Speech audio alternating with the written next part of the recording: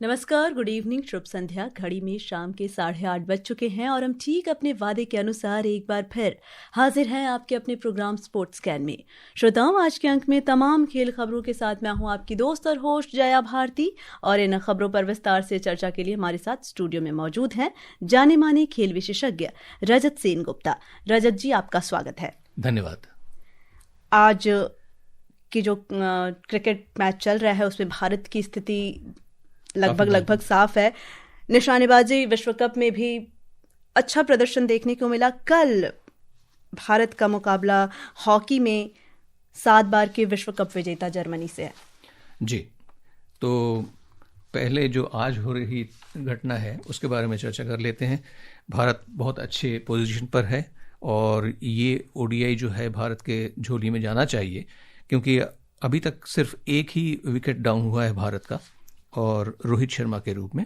उन्होंने आउट होने से पहले 75 रन बनाए 73 गेंदों में, और अभी यशस्वी जायसवाल खेल रहे हैं 100 रन बनाने के बाद, और साथ में उनके विराट कोहली। और अभी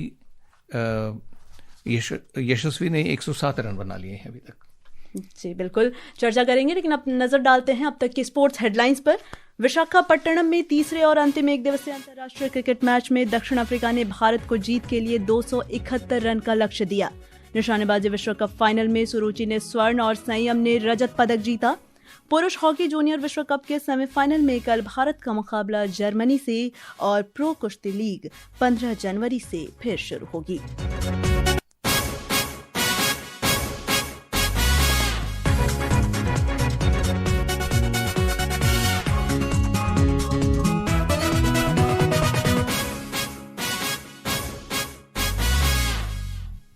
जैसा हमने शुरुआत में चर्चा किया कि विशाखापट्टनम में दक्षिण अफ्रीका के साथ तीसरे और अंतिम एक दिवसीय क्रिकेट मैच में भारत ने ताज़ा समाचार मिलने तक 38वें ओवर में एक विकेट पर 237 रन बना लिए हैं। दक्षिण अफ्रीका ने भारत को 271 रन का लक्ष्य दिया है। दक्षिण अफ्रीका की टीम 47 ओवर और 5 गेंद पर 270 रन बनाकर ऑल आउट हो गई। क्विंटन डिकॉक ने 89 गेंद में सबसे अधिक 106 रन की पारी खेली, और भारत के लिए कुलदीप यादव और प्रसिद्ध कृष्णा ने 4-4 विकेट लिए। 3 मैचों की श्रृंखला में दोनों टीमें 1-1 की बराबरी पर है, लेकिन अब तक अगर हम देखें तो सीरीज की जो स्थिति है जीत की, वो भारत के पक्ष में नजर आ रही है। बिल्कुल, और अभी तो सिर्फ 34 या 35 रन बचे हैं। हम तो सीधे मैच यहाँ नहीं देख पा रहे हैं, लेकिन ये ज़रूर है कि अभी ऐसा लगता है कि हम एक बड़े अंतर से इस मैच को जीत पाएंगे, और ये थोड़ा सुखद भी है, क्योंकि इस पूरी श्रृंखला में, जिसमें कि पहले 2 टेस्ट की सीरीज खेली गई जो कि विश्व चैंपियनशिप के में काउंट करेगी, उसमें हम हारे। और अब जो है पहला ओडीआई तो हमने बहुत अच्छे से जीता था, और ये दूसरे में हमको हार मिली थी, और इस तरह से आज हम जीत जाएंगे ऐसा लगता है। और इसमें शक तो वैसे होनी नहीं चाहिए, क्योंकि ये कहिए कि अभी सिर्फ एक विकेट डाउन हुआ है और 34 रन बनाने बाकी हैं, तो इसमें तो जीत होने जा रही है। लेकिन इसके बाद जो मैचेस होंगे वो T20 वाले होंगे जी। ऐसे शायद आपको याद होगा कि भारत जो है वो विश्व रैंकिंग में और वनडे इंटरनेशनल जितने मैचेस हैं उनमें पहले नंबर पर है जी। और इसी तरह से T20 में भी भारत पहले नंबर पर है। अभी हालांकि साउथ अफ्रीका ने टेस्ट सीरीज जो है, टेस्ट मैचेस में उन्होंने विश्व कप जीता है। तो वैसे साउथ अफ्रीका की ये जो टीम है वो भी बहुत ज़बरदस्त है और बहुत बेहतरीन प्रदर्शन किया है टेस्ट मैच में। और वैसे तो लोग ये कहते रहे हैं कुछ समय के लिए कि टेस्ट मैच ही असली परीक्षा होती है किसी भी टीम को परखने के लिए, लेकिन मुझे लगता है कि ओडीआई और उसके बाद जो T20 के मैचेस की लोकप्रियता बढ़ी है उसके बाद से इस तरफ भी बहुत ध्यान गया है, और इसीलिए हम अभी भी कहते हैं कि हम भी विश्व विजेता रहे हैं ओडीआई में और T20 में भी। जी, अभी आपने जैसे जिक्र किया था कि पिछले टेस्ट सीरीज में जो जिस तरह से हार मिली, हालांकि इंग्लैंड और न्यूजीलैंड जैसी टीमों के बीच अब दक्षिण अफ्रीका का भी नाम आने लग गया है। क्या वजह रही है कि हम टेस्ट सीरीज इतनी बुरी तरह से हारे, लेकिन अब जिस तरह से वापसी दिखी है भारत की ओडीआई में? देखिए, ये दोनों ही टीमों का जो फॉर्मेट है, ये दोनों ही मैचों का जो फॉर्मेट है बिल्कुल डिफरेंट है, अलग अलग है। ओडीआई और लिमिटेड ओवर जो मैचेस होते हैं, जैसे T20 हुआ या वनडे इंटरनेशनल हुआ, इसमें समय के हिसाब से, ओवर्स के हिसाब से आपको रन बनाने हैं बगैर विकेट खोए, जो कि संभव नहीं होता। लेकिन इसमें जो महारत हासिल कर लेता है वो आगे जाता है।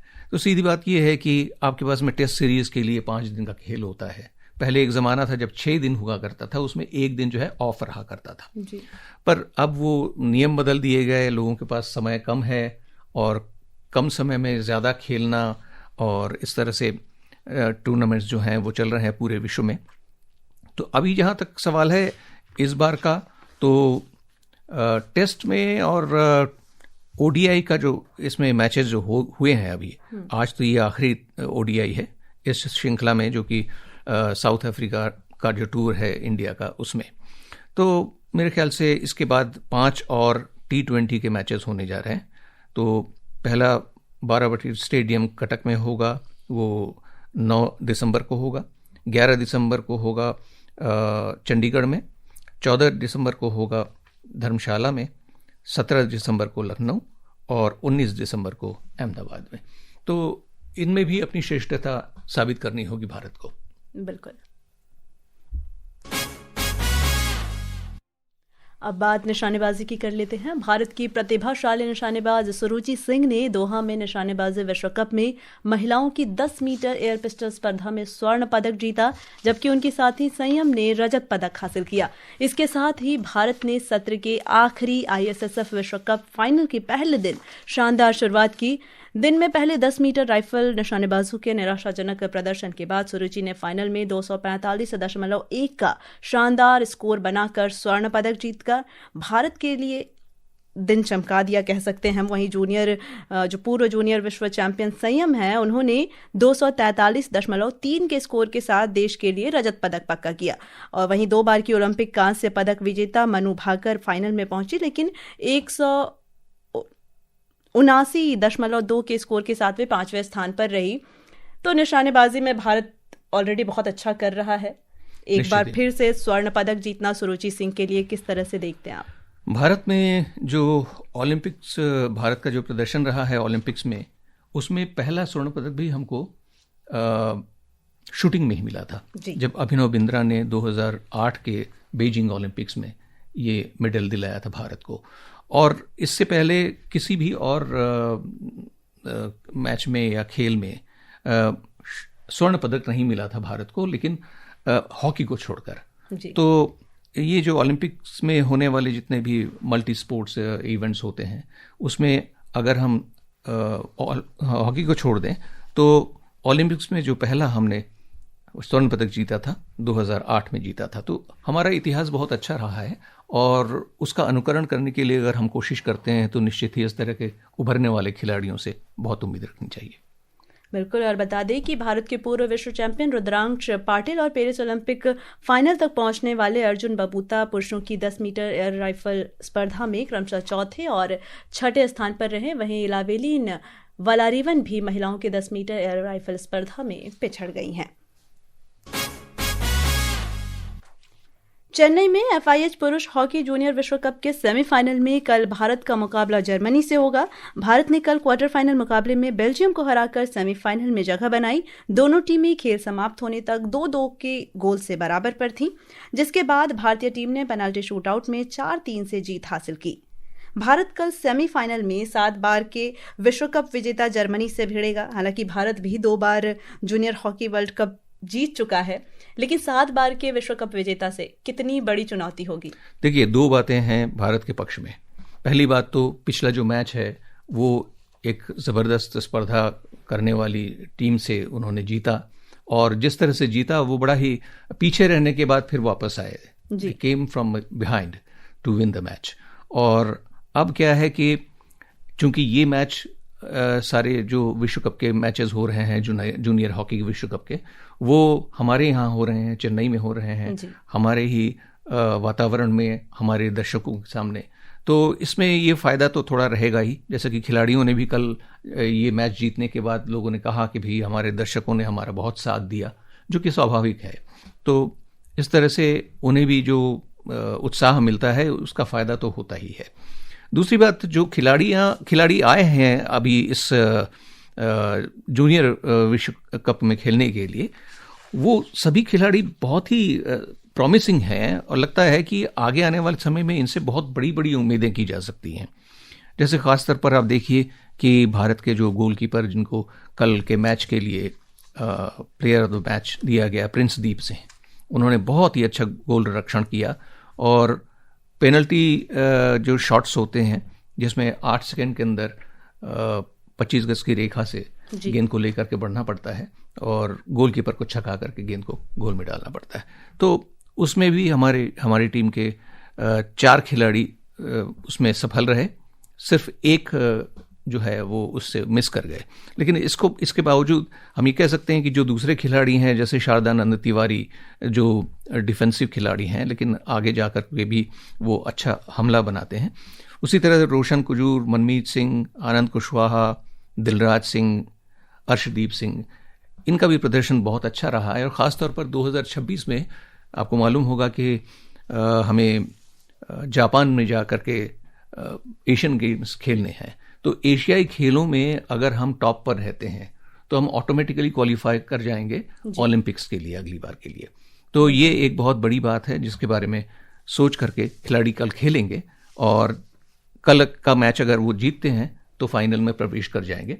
ये सेमीफाइनल मुकाबला सभी टीमों के लिए बहुत ही महत्वपूर्ण होता है और इसको किस तरह से अंजाम देते हैं दोनों टीमों के खिलाड़ी, ये देखने की बात है। अभी आप बात कर रहे थे पेनाल्टी शूट आउट की, और हॉकी की जब भी बात होती है तो हमारी टीम की पेनाल्टी शूट आउट की भी बात होती है, वो कहीं ना कहीं पीछे रह जाते हैं। जूनियर टीम कैसा कर रही है और कल के मैच के लिए अभी तक उन्हें किन किन गलतियों से सीखना चाहिए, किस तरह से बचाव करना चाहिए अपना? देखिए, परफेक्शन ही एकमात्र ध्येय होना चाहिए खिलाड़ियों के लिए, लेकिन सब कुछ जो है इसी बात पर निर्भर नहीं करता कि कौन से खिलाड़ी या किस टीम के खिलाड़ी जो हैं ज़्यादा चाहते हैं कि वो ज़्यादा अच्छे ढंग से वो सामने आए।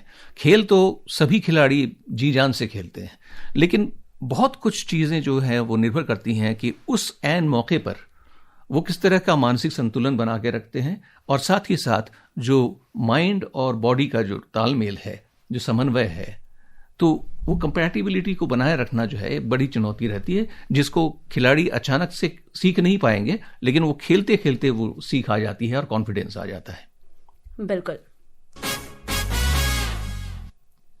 प्रो कुश्ती लीग 2026 की शुरुआत 15 जनवरी से होगी। लीग का आयोजन नोएडा इंडोर स्टेडियम में होगा। ग्रैंड फिनाले 1 फरवरी को होगा। और अधिक जानकारी के लिए सुनते हैं रिपोर्ट। भारतीय कुश्ती महासंघ के अध्यक्ष संजय सिंह ने बताया कि 20 से अधिक देशों के 300 से ज्यादा पहलवानों ने नीलामी के लिए पंजीकरण किया है। इसमें ओलंपिक्स पदक विजेता, विश्व चैंपियनशिप का फाइनल खेलने वाले और भारत के सीनियर पहलवान शामिल हैं। सभी 6 टीमों के रोस्टर में 4 महिलाओं समेत 9 पहलवान होंगे। सभी टीमों में 5 भारतीय और 4 विदेशी पहलवान हो सकते हैं। प्रो कुश्ती लीग को दुनिया एक उच्च गुणवत्ता वाले मंच के रूप में देख रही है। इसका सबूत वैश्विक पहलवानों का इस आयोजन के लिए आवेदन है। प्रो रेसलिंग लीग स्केल और व्यूवरशिप के मामले में सबसे बड़ी लीग बन सकती है। प्रो कुश्ती लीग की शुरुआत 2015 में हुई थी। ये लीग भारतीय कुश्ती को वैश्विक स्तर पर बढ़ावा देने और फ्री स्टाइल कुश्ती को मनोरंजक अंदाज में प्रस्तुत करने के लिए शुरू की गई थी। लीग में योगेश्वर दत्त, संदीप तुलसी यादव, बजरंग पुनिया और विनेश फोगाट जैसे भारतीय पहलवान खेल चुके हैं। लीग 2020 से कोरोना और वित्तीय अनियमितताओं की वजह से रुकी हुई थी। 2026 में लीग फिर शुरू की जा रही है। लीग की शुरुआत देश के ऐतिहासिक खेल के लिए संजीवनी की तरह है। आकर्षिता सिंह, स्पोर्ट्स स्कैन। और अब चलते चलते अपने श्रोताओं को बता दें कि भारत आज का मैच दक्षिण अफ्रीका से 9 विकेट से जीत चुकी है। बहुत बहुत धन्यवाद आपको भी ये अच्छी जानकारी है हमें देने के लिए। और इसमें रोहित शर्मा ने आज 75 रन स्कोर किए। विराट कोहली 65 रन बनाकर नाबाद रहे और 116 रन पर खेल रहे थे यशस्वी जायसवाल। और श्रोताओं, अब समय हो गया आप सभी से विदा लेने का। कल इसी समय फिर मुलाकात होगी खेल जगत की तमाम खबरों के साथ। रजत जी, आप हमारे स्टूडियो में आए और खेल खबरों पर बात की, इसके लिए धन्यवाद। इसी के साथ मुझे यानी जया और पूरे स्पोर्ट्स स्कैन की टीम को अनुमति दीजिए। नमस्कार।